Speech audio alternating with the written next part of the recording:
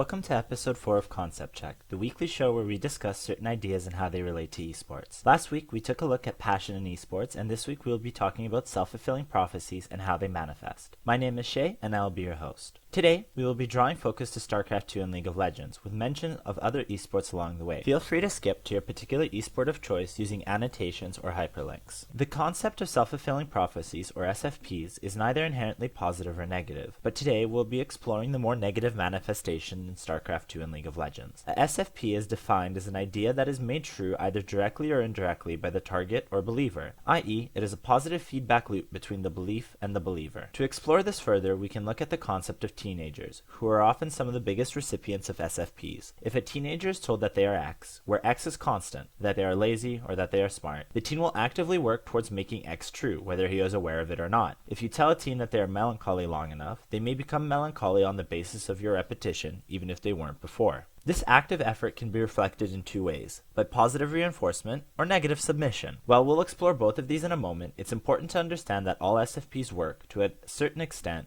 on people's insecurities about their self-awareness. People's doubts about knowing exactly who they are create space in their mind for second-guessing and questioning when people make statements about them. If someone keeps telling you that you are X, you will invariably ask yourself if that is true, if they see you better than you see yourself. From the initial questioning period, you can assimilate those characteristics or traits in your desperate attempt to find them in yourself. The reason many people go with teens as the primary example of SFPs taking effect is because they are inherently more subject to second-guessing and insecurity. Their own sense of self and personality are less regimented and established than older people, or younger kids who aren't self-aware or capable of making personality-based decisions. Teens have mental flexibility that decreases significantly after enough life experience and heartbreak. Driving back to the positive reinforcement and negative submission aspects, let's explore two different SFPs. The first is telling a teen that they are hardworking and smart. The second is telling them that they are lazy, but smart in potential. Both are conveying the same basic principle, that the teen is gifted in their studies, but their approach to the issue in two opposite ways. The first example, that the teen is hardworking, might manifest by positive reinforcement. This is a method where the subject sees something positive that is being used to describe them and tries to match the description of themselves, whether believing it or not. So, if the student is told that they work hard, they might work even harder to justify that description of themselves, and therefore becoming what people were saying, even more than they already were. The second example, that the teen is lazy but smart, might manifest by negative submission. If the teen tries, but his effort is unnoticed and unrewarded, he might give up on trying, and allowing the label that was put on him to become true. Alternatively, because we often find it easier to change our own minds than to change other people's minds, he might allow that he might as well be lazy, because there's no changing the person's mind, the one who labeled him. Unfortunately, because of many people's innate propensity towards complaining and negativity, the submissive form of SFPs are much more prevalent in everyday society.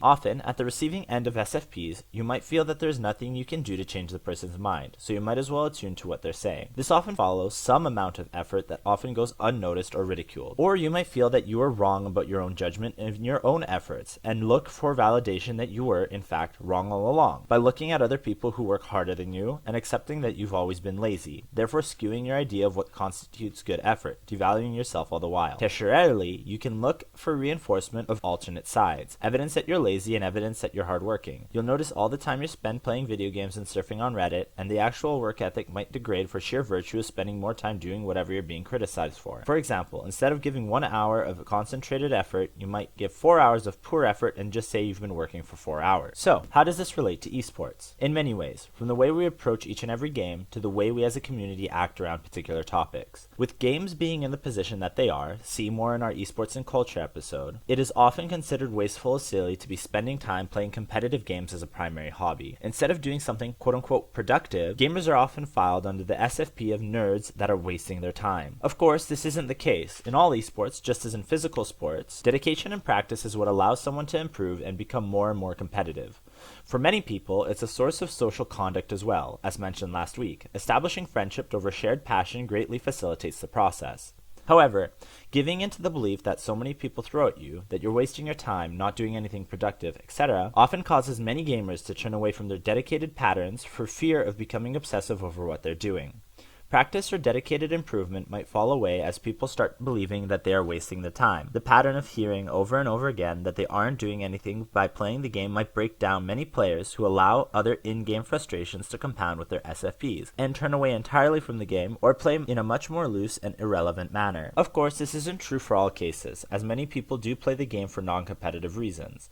But even these people are subject to SFPs. I once had a friend who incited that he didn't believe that any lasting interpersonal bonds can be formed or maintained through the medium of the internet, that all friends he made online were completely irrelevant. We've all heard someone say, "I wish you would just go outside and play with real people," which is a sentiment that might bleed through our personalities, whether we're aware of it or not. Often, people might devalue their friendships online because of this constant pressure to do so by the people around them. They'll hear a sentiment and eventually start believing or accepting this as the truth, rather than as a potentially uninformed opinion. Obviously, the most harmful or lasting SFPs come from positions of authority, or people that we're inclined to trust as being three important things. 1. More informed than us, i.e., people who would believe as intrinsically knowing better for us. 2. People who are looking out for our best interests. While we might initially be very resistant to other people's sentiments, people whom we trust, who want us to succeed, to move forward, have much more influence in our SFPs. 3. People who teach us or otherwise inform us about the world. These people are already in a position of helping us figure life out, so we're much more inclined to trust them in their judgment. Of course, these 3 points narrow down the field to teachers, parents, and to a lesser degree doctors. Because we have this innate will to trust people, especially our parents, these things that they say might manifest as SFPs very readily. In my opinion, however, the intrinsic willingness to trust the opinions of certain people can prove to be both a positive and a negative thing. Simply because 100% of the knowledge isn't shared by all parties involved, if the influencer is playing with misinformed facts or provably wrong opinions, the SFP can be negative. To illustrate with the above schoolyard example, a parent that is concerned for their child's future may express the sentiment negatively, saying that the child is lazy and come down harshly on the situation. Unfortunately, as explored, this approach is simply wrong for many, if not most people, as rather than rebelling against the label, most people will trust in their parents' judgment and fall into an SFP. Conversely, parents that work with positive reinforcement often see much better results. In the realm of eSports, many of us who play the game struggle with parental influence that seems to not be very coherent. In the realm of eSports, many of us who play the game struggle with parental influence that seems to not be very coherent. For many people, eSports are a form of social conduct, a form of creative expression, and a puzzle or skill-based activity that needs precision and dedication for improvement, much like chess or physical sport. However,